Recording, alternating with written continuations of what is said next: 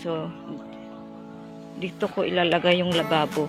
Yan, lababo yan dyan, hanggang dyan.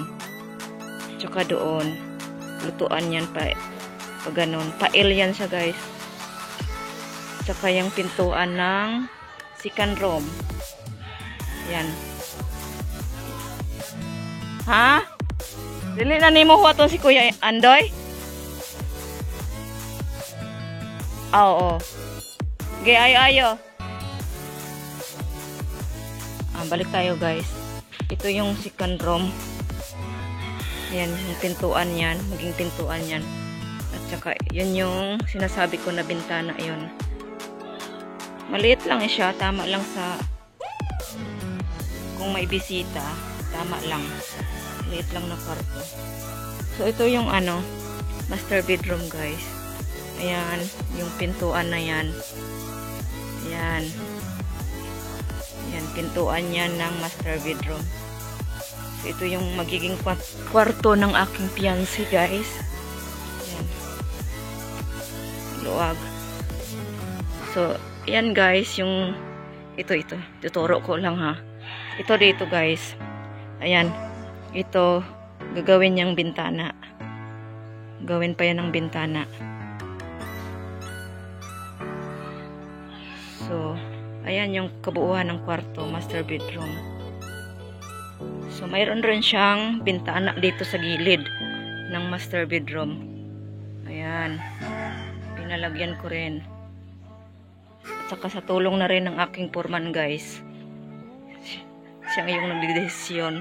Tapos, kaming dalawa, yung ganun. Ayan siya. Yung pintuan ng CR, guys, ng master bedroom. Ayan siya. So, pag dito titingnan natin, ayan na yung CR. Magiging CR. Ayan.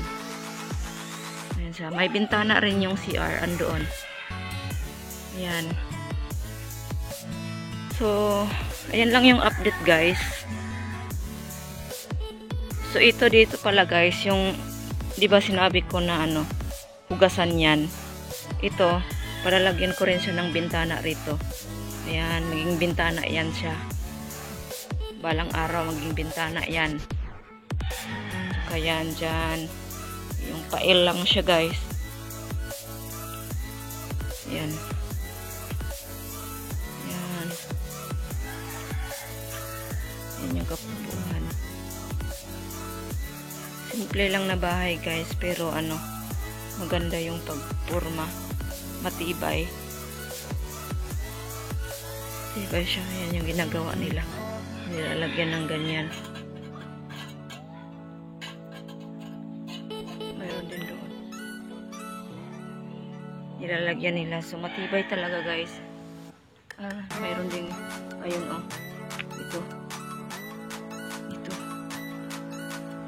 Nila.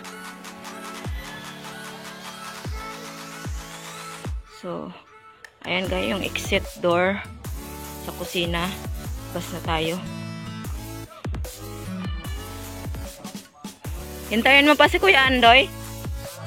Waton pa ni mas Kuya Andoy. Waton sa nato.